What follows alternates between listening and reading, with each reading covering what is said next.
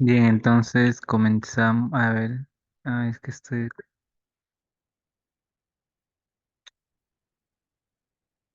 One moment.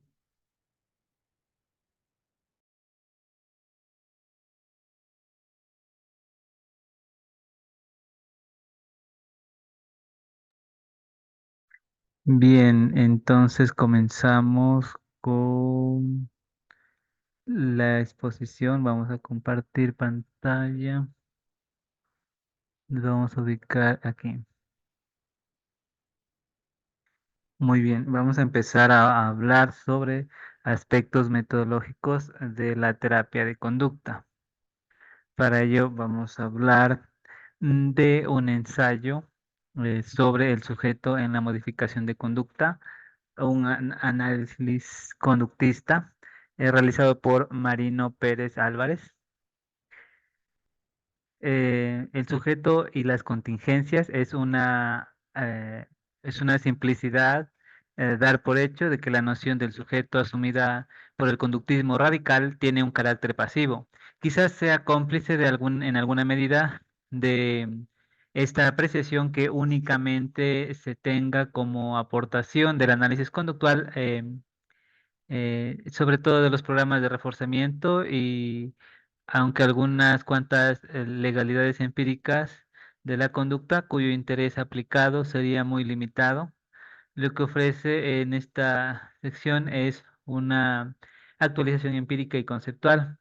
En cuanto al sujeto operante, como una cuestión históricamente establecida, se puede decir que en el ámbito de la psicología se organiza en torno al comportamiento. La separación de las distintas doctrinas está cifrada principalmente por las condiciones que se haga depender el comportamiento y en consecuencia también respecto a ciertas consideraciones definiéndolas del sí mismo. El análisis de conducta y el conductismo radical, que es su teoría, ponen en énfasis en la determinación ambiental. El principio valdría decir que la conducta de los sujetos ocurre, se desarrolla y modifica en función de ciertas condiciones ambientales especificables. Es decir, el sujeto, aunque la conducta de los sujetos está en función de las situaciones circundantes, es más precisamente el sujeto de la conducta que está sujeto a un ambiente y es función del ambiente, de un ambiente físico, cultural y social preexistente, obviamente histórico, y que posibilita y determina el sujeto psicológico. De modo que el análisis de conducta se resuelve en un análisis funcional. ¿Qué quiere decir esto? En la especificación de las condiciones ambientales eh, de las cuales depende. Dicho en fórmula orteguiana, lo cierto y evidente es la coexistencia de mi yo y mis circunstancias, de modo que para salvarme a mí necesito salvar el mundo en el que estoy cuando como ha señalado Yela, el planteamiento de Ortega y Gasset prefigura el análisis de Skinner en términos skinnerianos. La pregunta relevante es acerca del control, de cómo se puede crear, mantener, modificar y extinguir la conducta a través de los cambios ambientales. Puede asumirse la condición de libertad radical en el sentido que el sujeto en una situación cualquiera tiene que hacer algo que está necesariamente libre. Sin embargo, lo que puede hacer lo tiene que hacer con arreglo al ambiente. En realidad, su libertad estaría organizada en el mundo en el que él coexiste, de modo que las necesarias operaciones en el entorno son relacionadas, moldeadas, mantenidas y modificadas según sus consecuencias técnicamente denominadas refuerzos. Esto es, fortalecedores de la probabilidad de ciertos comportamientos. En otras palabras, se concibe un sujeto activo cuya actividad obviamente está en función de los objetos a los que se dirige. En la noción de la conducta operante está implícito este carácter activo, precisamente en un sentido práctico, manipulativo, de intervenciones en las condiciones dadas. Es el ambiente que responde con respecto a cuál sujeto se modula sucesivamente al seguir operando de nuevo. Es importante conocer aquí que ciertas condiciones de las que depende la conducta pueden estar creadas por el sujeto. En efecto, una vez que se da la conducta, esta o sus logros ya son condiciones objetivas del ambiente interactivo sobre lo que se puede operar de nuevo diferenciadamente. El sujeto es activo, si el sujeto es activo, lo será de un modo fáctico, quizá mejor que decir que el sujeto reconstruye el mundo mentalmente, es asumir que aprende cada vez formas más diferenciadas, discriminativas y sutiles. Es importante advertir también que esta actividad psicológica, cuya presentación misma se declara interactiva, no consiste en pausas de comportamiento prefijadas mecánicamente en aprendizajes estereotipados, como han supuesto algunos críticos. Por el contrario, se trata de clases de conductas de acuerdo con una definición genérica del estímulo, según habría señalado tempranamente Skinner y preparado Wist en respuesta a las críticas de Breger y McGough y también de Chomsky. Lo relevante en la concepción conductista es la función, no precisamente la topografía, por lo que, de acuerdo con una potente tradición en la que es interesante recordar a Hunter, Cantor y Brunswick. Valdría hablar aquí en este sentido de relaciones medios fines. Consiguientemente, si se presenta este análisis de la conducta en términos de estímulo y respuesta, el esquema sería en todo caso respuesta-estímulo según un esencial carácter interdependiente. Se podría decir que las causas de la conducta es su consecuencia, esto es una causa final en vez de una de naturaleza mecánica antecedente. Las contingencias, relaciones y equivalencias y significado. Este análisis debe incluir además ciertas condiciones en cuya presencia la conducta logra sus efectos. Son los estímulos discriminativos relativos a la ocasión y a la selección de las acciones apropiadas, es decir, junto a los estímulos consecuentes reforzantes, el análisis de conducta requiere la especificación de ciertos estímulos antecedentes discriminativos. Si está presente un cuadrado, apriete el botón debajo, logra una ficha, cualquier otra acción no trae este efecto. Si hay un círculo, ni apretar el botón ni cualquier otra conducta consigue el resultado. Esta es la contingencia de tres términos tradicionalmente ofrecida como una unidad básica de análisis de conducta y en terapia se representa usualmente por el esquema ABC. Esta referencia tan elemental está al servicio de introducir el concepto de discriminación condicionada o contingencia de cuatro términos, de especial interés para dar cuenta del significado y consiguientemente de la aparición de nuevas conductas. Los estímulos discriminativos pueden estar condicionados a otros estímulos contextuales y que llegan a funcionar como selectores de contingencias de tres términos. Se disponen unas condiciones en las que ahora el cuadrado es discriminativo si está presente el color verde. Si verde, presionar el botón bajo el cuadrado produce el efecto, pero sin este color o cualquier otro presente, aunque esté el cuadrado, la conducta no funciona. Ampliando esta condición, todavía podría ser que si está el rojo, otro selector, funciona el botón bajo el círculo, pero no el del cuadrado, con lo cual se tiene el verde y el rojo seleccionando el tipo de contingencia activa. Lo relevante es que el verde y el cuadrado por una parte y el rojo y el círculo por otra resultan miembros equivalentes de una clase de estímulos. Es conveniente reparar en la emergencia de la equivalencia a partir de la condicionalidad cara a apreciar el alcance del análisis de conducta en el entendimiento del significado. El surgimiento de la equivalencia a partir de la contingencia de cuatro términos se demuestra comprobando las propiedades de reflexividad, simetría y transitividad relativas a los estímulos en cuestión.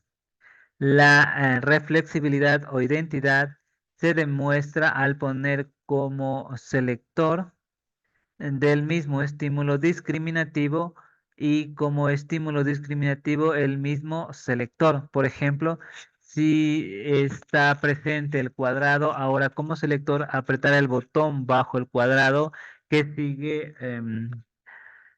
como estímulo discriminativo produce los efectos.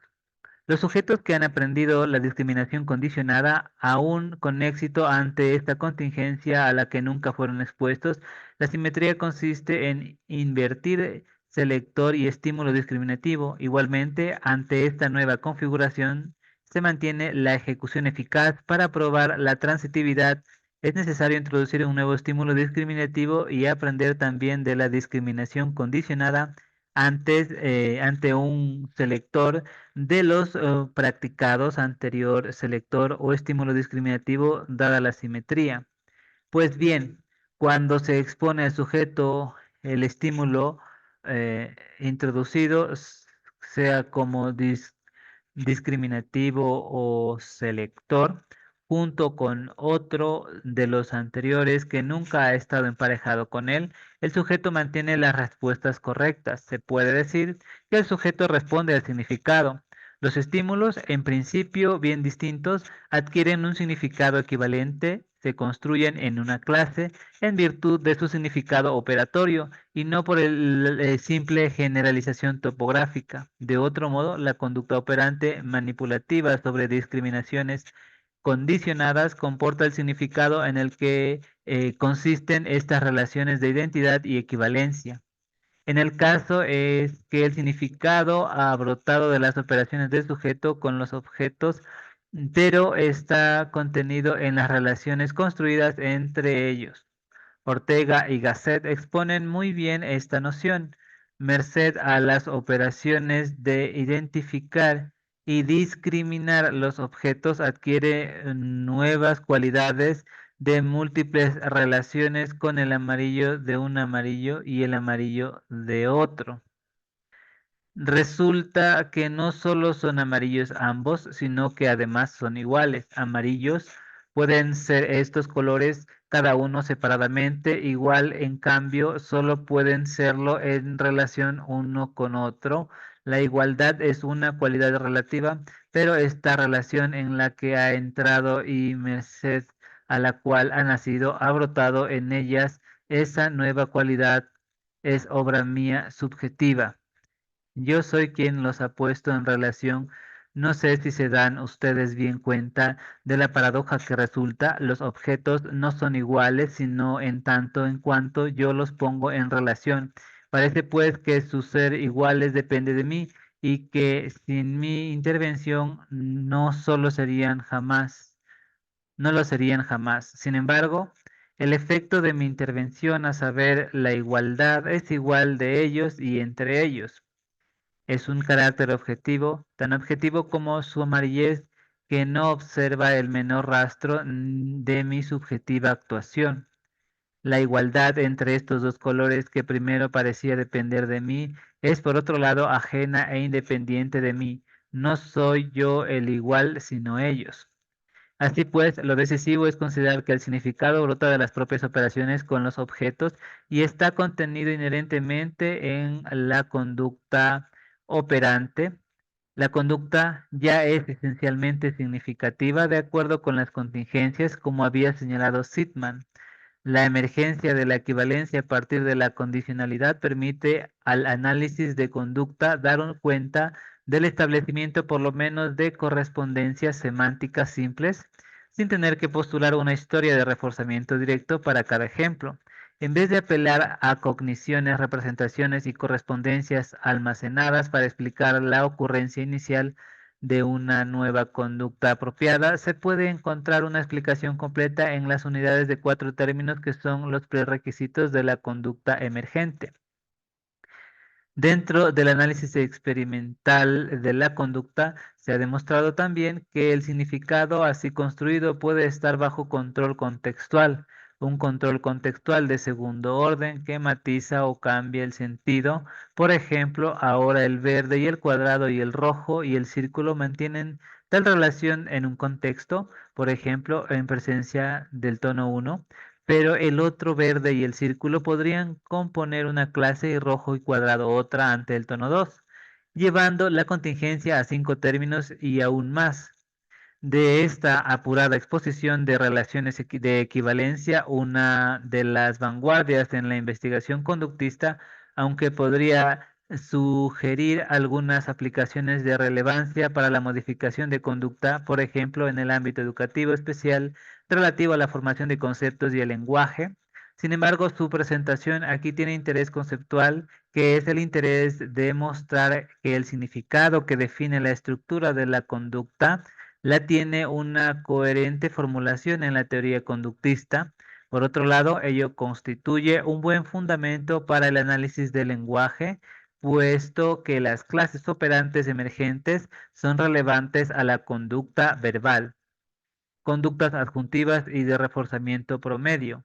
Sin embargo, antes de entrar en la conducta verbal, es oportuno hacerse cargo aquí, aunque sea más a modo de recordatorio que de tematización de ciertas extensiones del conocimiento, del condicionamiento operante, quizá poco invocadas, siendo por el contrario que los problemas que cubren se citan a menudo como sus límites. En primer lugar, se ha de recordar que está bien establecidos en la investigación operante ciertos efectos, en principio, adventicios o adjuntivos de los programas de reforzamiento, es decir, ciertas conductas inicialmente no especificadas por las contingencias, pero que resultan colateralmente de ciertos programas de reforzamiento, de allí también su nombre de conducta introducida por el programa.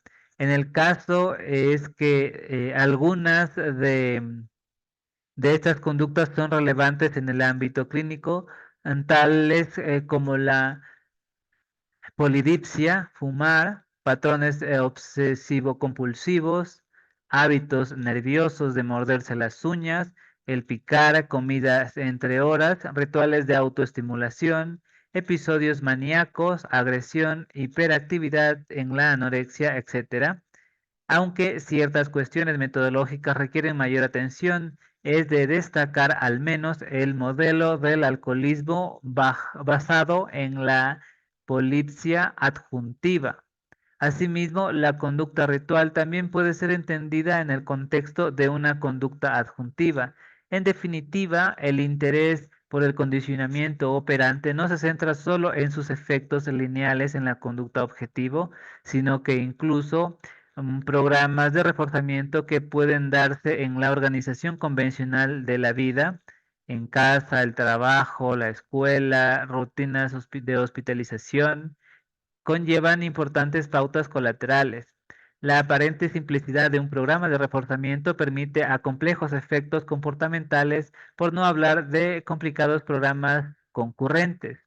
En segundo lugar, se ha de tener presente que la conducta puede estar controlada por contingencias aún sin darse una relación directa de conducta-consecuencia. Una conducta puede mantenerse sin sus reforzadores puntuales y aún más ocurrir a pesar de sus consecuencias aversivas. Similarmente, la tasa cero de conducta extinguida puede mantenerse ante posibles reforzamientos contingentes. Para entender estos hechos experimentales, sin duda de alta relevancia aplicada, hay que tener en cuenta la ley del efecto basada en la correlación según la cual las operaciones son adquiridas y mantenidas sobre los promedios de la conducta y del reforzamiento considerados en periodos largos. Este es el caso de la mayoría de operantes humanas que, aunque se estudian en el laboratorio, pueden tener similitud funcional y cierta continuidad con la programación asistemática del ambiente cultural, de modo que el experimento, aunque prolongado, no deja de ser un episodio insertado en la historia personal del reforzamiento. Un análisis del experimento en el que se encontrarán tasas de conducta sin reforzamiento contingente no indicaría que la conducta es ajena al reforzamiento. Remitirse en este caso a la historia del reforzamiento no implica un argumento infalsable, puesto que el criterio para comprobar el reforzamiento y falsar su innecesariedad es construir experimentalmente la conducta, lo que supone su explicación. Una situación similar se representa a menudo cuando el clínico analiza las condiciones que mantienen ciertos problemas actuales y trata de identificar los eventos presentes que pudieran cambiar tales conductas. Puede encontrar las paradojas aludidas, pero ello quizá es una consecuencia de analizar un episodio aislado. Por ejemplo, la indefensión aprendida en la que se ha construido una correlación de cero entre la tasa de conducta y la tasa de castigo, de modo que al introducir una correlación positiva entre hacer algo y eliminar la estimulación aversiva, el sujeto, sin embargo, soporta estoicamente su suerte. La posible correlación actual está codeterminada por la correlación pasada de cero. Al remover de alguna manera al sujeto para operar sobre el ambiente y así alterar la contingencia, se ve que la depresión no era endógena. El análisis del ambiente contiene todas las claves explicativas. Si no se consideran estas cuestiones, difícilmente se puede entender que se sigan echando palabras al carbón, al fuego, siendo que de inmediato lo apagan. El análisis operante humano se hace bien complejo si lo anterior se incorpora la elección conductual, es decir, el estar a la vez bajo dos o más programas de reforzamiento relativos a conductas distintas. Se ha demostrado que una conducta determinada depende más del reforzamiento relativo que de su cantidad absoluta respecto a la otra conducta alternativa, lo que sugiere en todo caso que cualquier conducta debe ser analizada en relación a, a todas las fuentes de reforzamiento disponibles simultáneamente. Aunque los sujetos no hagan la ecuación hiperbólica, su conducta de elección se puede describir según ciertos análisis matemáticos. Diferencia esta de importancia para no incurrir en el postulado metafísico de invocar una suerte de gramática universal de la elección. El hecho de que se descubra una regularidad legal no quiere decir que los sujetos hagan los cálculos. Su conducta, aunque compleja, se explica analizando las contingencias. Las implicaciones para la modificación de conducta han sido expuestas por McDowell. Finalmente, estaría la consideración del lenguaje en cuanto a que puede afectar a los programas de reforzamiento y como la conducta de interés por sí misma, pero esto lleva a la prometida sección de la conducta verbal y la terapia, lo que ha preocupado a Skinner, sobre todo en el estudio del lenguaje, siendo seguramente su obra principal titulada Verbal Behavior de 1957. En ella se hace un análisis funcional del lenguaje y se ofrece una taxonomía de las funciones psicolingüísticas. Así se distingue tipos de conducta verbal de acuerdo con las condiciones antecedentes específicas y con las consecuencias producidas. Las clases de conducta verbal definidas tienen gran importancia en el análisis de la psicoterapia.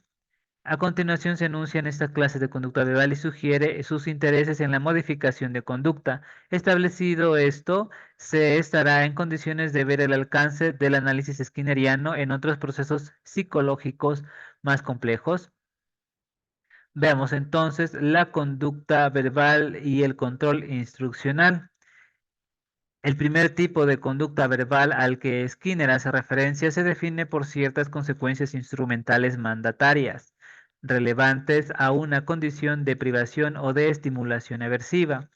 El caso tipo es mandar a hacer algo a alguien dado un estado de necesidad, sea decir fuego en presencia de alguien que lo puede proporcionar, cuando se necesita encender algo, como es conocido decir el nombre de mando, MANT en la terminología skinneriana y cubre numerosas variantes comúnmente denominadas solicitud, orden, súplica, ruego, pregunta, llamada, etcétera. Es interesante situar esta función en la continuidad evolutiva de las acciones manipulativas directas sobre las cosas y las personas. A la acción manipulativa del niño, por ejemplo, para recoger algo que necesita y que está al alcance de la mano, la comunidad acopla alguna expresión verbal y quizá responde también proporcionando el objeto intentado. De esta manera, la acción instrumental del niño se convierte en un gesto que más adelante se puede ser sustituido por una palabra adjuntada. De ahí el carácter mandatario del lenguaje en el sentido de que Vygotsky entiende los signos como herramientas y Wallon habla de la transición del acto al pensamiento.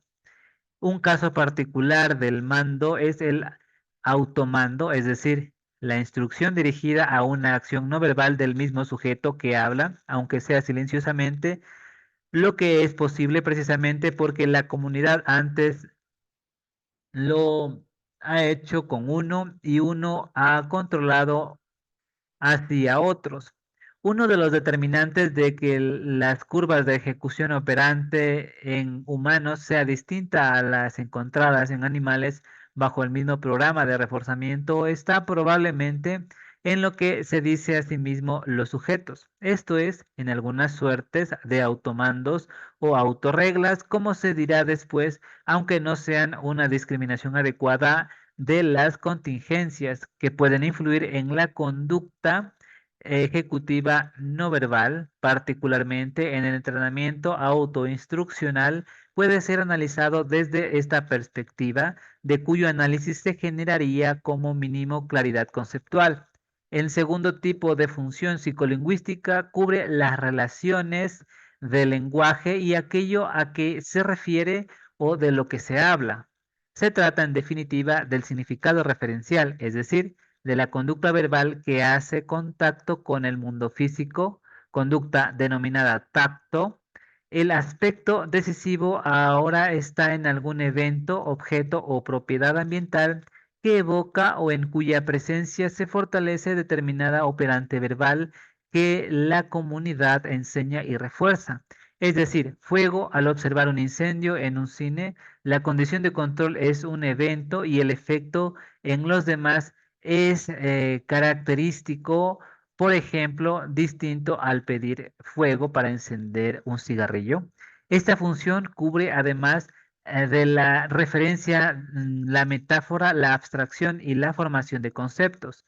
Un caso particular de esta función es el conocimiento del sí mismo. Existen varios medios en virtud de los cuales la comunidad que no tiene acceso a estímulos privados puede enseñar conducta verbal como respuesta a los mismos. De interés directo para la modificación de conducta está la posible inadecuación o distorsión verbal que un individuo puede tener de la realidad y del sí mismo, con repercusiones personales negativas, por ejemplo, depresión. Se trataría de un desajuste entre los tactos según lo que define las contingencias y las contingencias que efectivamente se dan. Es el supuesto del contacto distorsionado con la realidad, que tradicionalmente se asume como distorsión cognitiva.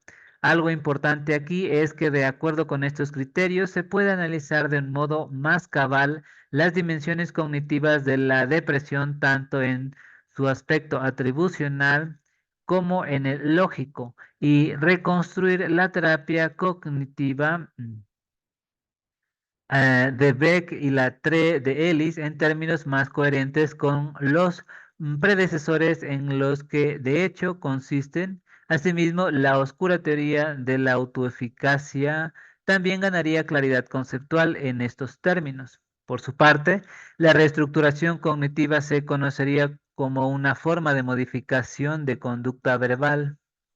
La conducta verbal presenta otras funciones psicolingüísticas que se definen de acuerdo con un criterio común, a saber, el de estar bajo el control de estímulos verbales antecedentes, por demás, sin dejar de atenerse a la relación contingencial entre respuesta verbal y por lo común un reforzador general condicionado.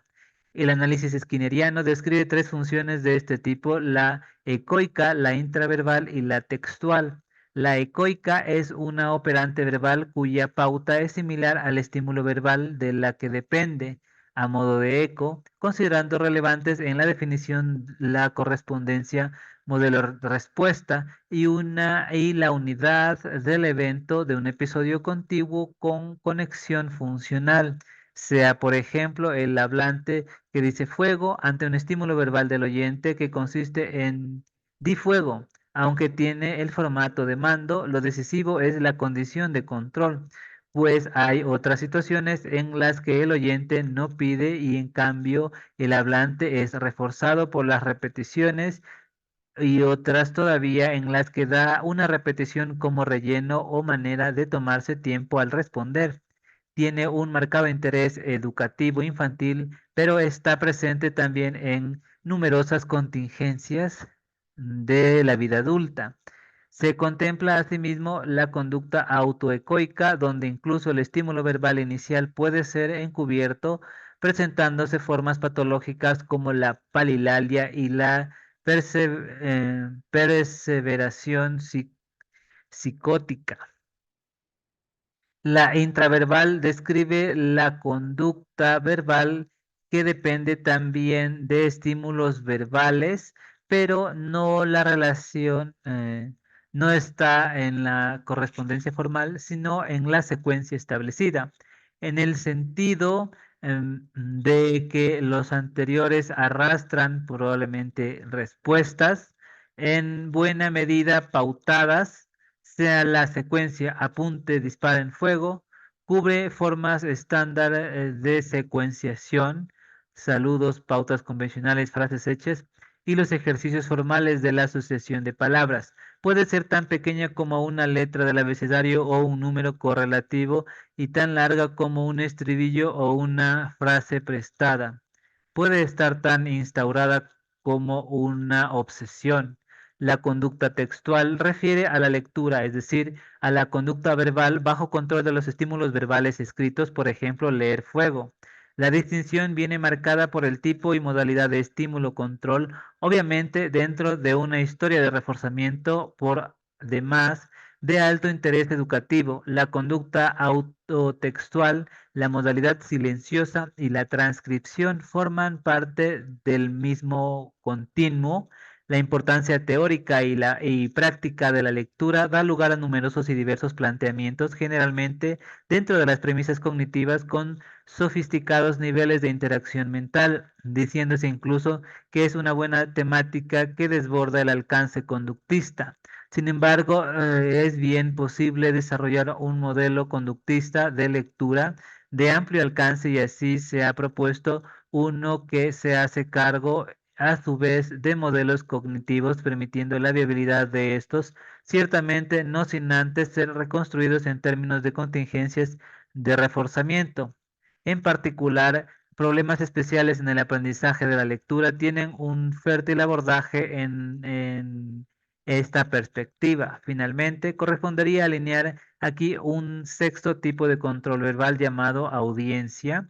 El énfasis se pone ahora en el carácter discriminativo y selector debido al oyente, que puede ser una persona, un grupo o un auditorio también, eh, que de determinadas formas verbales y temas del hablante, en el sentido de que diferentes audiencias controlan diferentes subdivisiones del repertorio del hablante. Sea, por ejemplo, la probabilidad de hablar del fuego ante bomberos, la audiencia en cuya presencia se refuerza la conducta verbal puede tener a su vez un valor reforzante que la convierte en un poderoso estímulo de control. Las dimensiones físicas de la audiencia, así como otras características de predisposición respecto al hablante, junto con el lugar en un sentido físico, son especificaciones importantes de sus funciones de control. Asimismo, se contempla el hablante como su propia audiencia, lo que remite a la consideración del pensamiento, sin dejar de reconocer un desarrollo aún insuficiente en términos empíricos, tanto por lo que respecta a la evolución de la conducta verbal, como por el afianzamiento y eventual mejora definicional de las funciones referidas. Lo relevante es enseñar que el lenguaje y consiguientemente los procesos cognitivos forman parte del mismo ámbito que se organiza en torno a la conducta y tiene un coherente planteamiento conductista. La conducta gobernada por reglas y cognición. Un modelo apropiado de abordar el pensamiento conforme los criterios que se siguen en situar el asunto como un caso en el que el hablante se comporta consigo mismo como un oyente, hablante y oyente son la misma persona. Algo puede darse públicamente y de hecho se da con frecuencia en la infancia y por los demás se recordaría que la lectura, una actividad del ámbito íntimo hoy en día, hasta la Edad Media era una actividad abierta, se leía en voz alta y suponía incluso un fuerte castigo obligar a leer en silencio. Al decir esto, se reconoce el pensar silencioso de un continuo que forma parte de la conducta abierta y a su vez en distintos grados. Por lo demás, las formas salientes pueden hacerse públicas en ciertas circunstancias. Se considera que la decadencia de las formas abiertas y su mantenimiento inaudible tienen que ver respectivamente con el debilitamiento de las variables de control, que en otras ocasiones las harían fuertes y con la mayor ventaja y facilidad para hablarle a sí mismo el silencio. De hecho, cuando es conveniente, uno habla en voz alta. No sería correcto hacer corresponder el pensamiento con el lenguaje atenuado, ya que también se puede pensar haciendo algo y en este caso el lenguaje encubierto es un caso particular del lenguaje que también puede se puede pensar en voz alta. En el caso en el que el lenguaje no define precisamente por el silencio. Del mismo modo, la solución de problemas y las operaciones mentales son ante todo operaciones. La parte encubierta de la solución de problemas, el pensar en silencio y las operaciones mentales que pueden ser bien complejas y largas, se concibe como un curso de operaciones verbales, como un momento que supone y pide continuamente el comportamiento positivo. El comportamiento silencioso no es la negación de la conducta, sino su grado cero entendido dentro del propio desenvolvimiento de las relaciones distales relativas a objetos. Esta conducta implícita puede devenir, y de hecho así es, en un procesamiento automático que en realidad es un efecto de la práctica de acuerdo a precisos arreglos estimulares. Los estímulos resultan, en virtud de la práctica reforzada, en reorganizaciones cada vez más complejas en las conductas que se hace dependiente de nuevas unidades constituidas por la reestructuración de estímulos que previamente formaban otras configuraciones separadas más simples. Por ejemplo, primero se cuenta por los dedos y con los palotes de unidades y después con la práctica se cuenta con las manos por medio de grupos de palotes como nuevas unidades. Una persona resolviendo un problema se diferencia por el hecho de que cambia otra parte de su conducta y es reforzado y fortalecido al hacerlo. Un proceder característico consiste en la construcción de estímulos discriminativos a los que se responde diferencialmente en adelante y así se va seleccionando la conducta apropiada a la solución. Un tipo de estímulo que se puede generar en las operaciones quizá consiste en la conducta verbal en las que la función de mando, ahora debo hacer esto, o de tacto en la que se especifica alguna contingencia, si se hace esto, entonces resulta aquello. De esta manera, la conducta es moldeada por las consecuencias, es decir, por los efectos propios de las operaciones eh, y gobernada por reglas que controlan las ejecuciones y que describen las contingencias, es decir, que regulan y discriminan las conductas apropiadas. em, Las reglas, por supuesto, pueden estar dadas como un producto cultural, de modo que ya se disponen ante muchas situaciones problemáticas de pistas verbales acerca de proceder conveniente. Esta distinción entre contingencia y reglas tiene una importancia decisiva en la teoría psicológica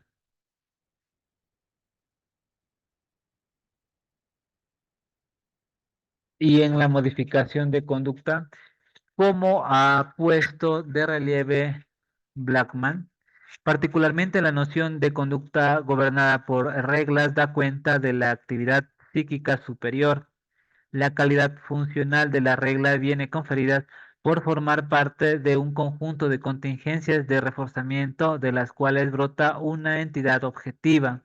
A este respecto, es conveniente recordar el significado construido e incorporado en las operaciones en que consistían las relaciones de equivalencia. Las contingencias tienen ya un significado, esto es, dice algo que por sí, de modo que las palabras se incardinan con los demás ingredientes en una circunstancia que no es palabra. Vaughan ha puesto en correspondencia la conducta gobernada por reglas con la investigación sobre la equivalencia de estímulos.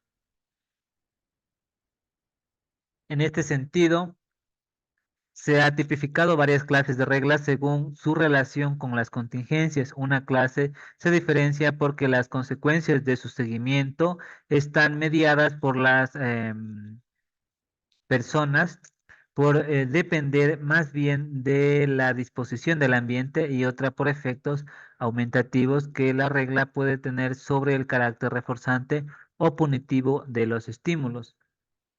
Estas especificaciones han resultado precisamente del análisis de las terapias cognitivas. Dicho esto, es importante destacar que el sujeto puede tener como objeto su propia conducta verbal.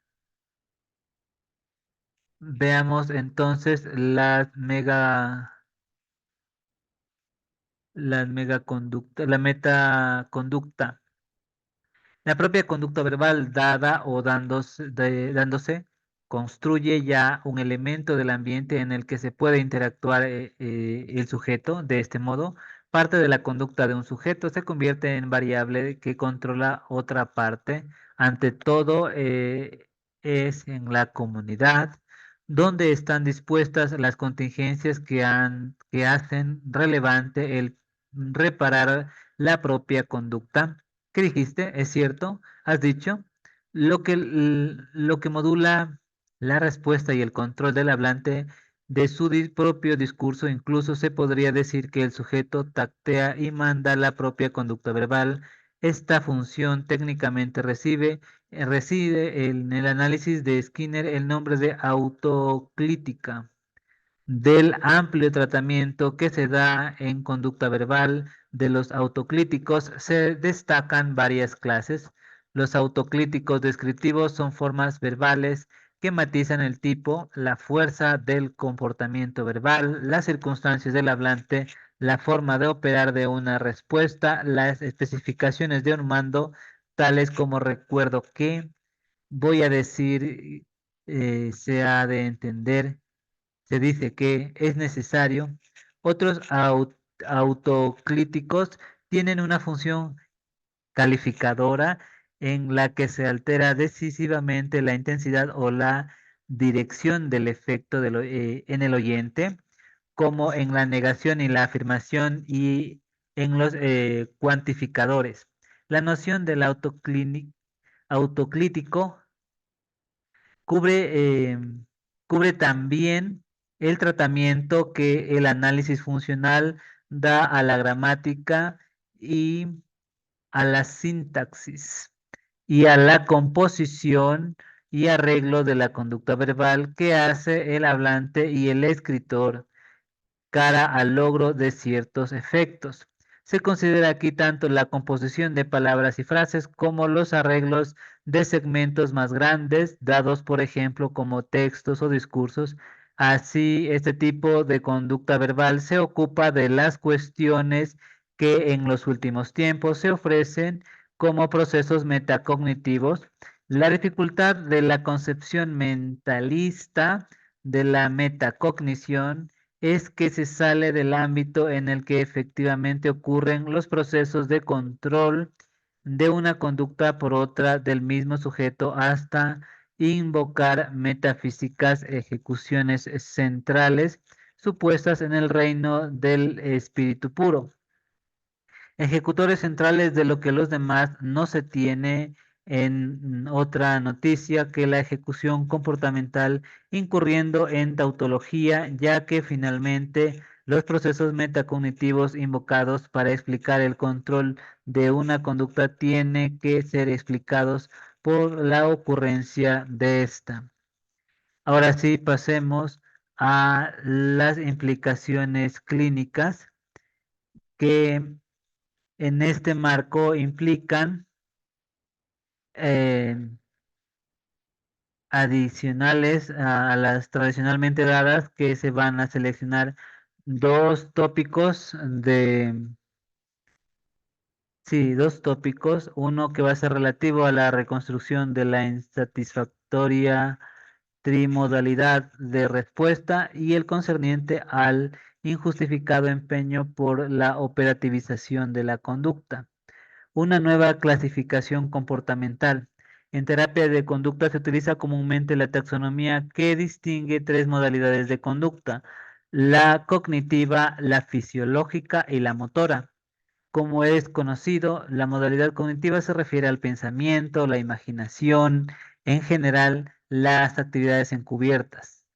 La fisiológica remite a las emociones, a los sentimientos, en general, a la activación nerviosa. La motora alude a la acción observable que implica movimiento corporal, generalmente como cambios espaciales o logros ejecutivos. A pesar de ser una clasificación bien razonable, em, y del asimismo razonable entusiasmo al que ha dado lugar relativo a la aplicación de técnicas específicas según la modalidad más comprometida con un trastorno determinado, lo cierto es que actualmente resulta insatisfactoria, sobre todo porque la correspondencia entre modalidad de respuesta más alterada y técnica específica no parece muy relevante. Los efectos de las técnicas resultan entrecruzados, desincrónicos y generalmente inespecíficos respecto a las modalidades tratadas. Ello puede deberse en parte al menos a la propia taxonomía conductual en cuanto a su incidencia en la definición del problema y en la configuración de las técnicas.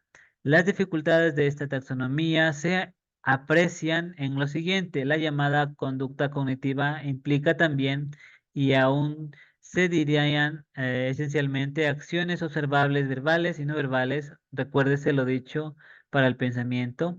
Por su parte, la llamada conducta motora puede tener una manifestación encubierta como son las respuestas preparatorias, por ejemplo, de relajación o tensión muscular. Por ejemplo, la conducta emocional psicofisiológica comporta a menudo formas observables, motoras y verbales. En definitiva, parece ser que la distinción cognitivo-comportamental asentada en el criterio encubierto observable no es la adecuada para el análisis psicológico. Lo abierto y encubierto está presente en la conducta que pretendidamente se trataba de diferenciar. Lo emocional también parece participar de todas estas dimensiones. La tradicional tripartición debería recomponerse. Sunin ha ofrecido una interesante reconstrucción, aún manteniendo las mismas categorías. Dentro de cada una considera tres manifestaciones, así el canal de respuesta afectivo somático, además además de la activación autónoma aumentada, incluye los sentimientos subjetivos de malestar y posibles alteraciones psicofisiológicas. El somático conductual, junto a las alteraciones en la ejecución, contempla la tensión muscular, aunque no sea públicamente observable, y la vigilancia cognitiva aumentada. El canal de respuesta cognitiva, además de los pensamientos y preocupaciones y las verbalizaciones, asume las interferencias en la ejecución. Quizás sea más conveniente, por lo dicho, establecer declaradamente una categoría como conducta verbal, a su vez ya con varias funciones que vendría a suplir la dada como cognitiva. Ello no solo por las connotaciones mentalistas, sino también por lo confuso que resulta el vocabulario relativo a la cognición, puesto que de hecho tiene que acoplarse a lo comportamental o hacerle acoplado a lo comportamental, aunque solo sea porque siempre se expone y define lo cognitivo mediante la conducta verbal. De acuerdo con los criterios funcionales, parece necesario reconocer una categoría a las conductas de búsqueda y selección de estímulos discriminativos. Tales conductas ponen al sujeto en contacto con los estímulos discriminativos correlacionados con el estado de contingencias de reforzamiento, lo que permite disponer ante la tarea o el ambiente. La topografía de estas conductas pueden consistir en la orientación que facilita una mejor exposición a los estímulos relevantes, la atención selectiva, el examen previo, la catación, el ver si la cosa presente, el repaso imaginario y el ensayo encubierto de lo que se intenta hacer o decir. En la tradición conductista, esta función se denomina conducta de observación y así se propone esta nueva taxonomía conductual. Consiguientemente, la clasificación conductual propuesta consiste en cuatro modalidades principales, cada una conteniendo formas públicas y privadas, a saber, conducta motora, conducta verbal, conducta visceral y conducta observacional. Veamos entonces eh, las conductas operativizadas, los objetivos globales en vez de conductas operativizadas. Es casi un dogma la modificación de conducta, definir operacionalmente las conductas objetivo de una intervención. Sin embargo, es que las especificaciones de conductas concretas al cambiar y lograr no es exactamente un asunto exigido por un análisis funcional de la conducta, excepto en tareas en las que la propia naturaleza de la conducta suponga un control estimular preciso. Por ejemplo, la lectura, el interés está más en la función que en la topografía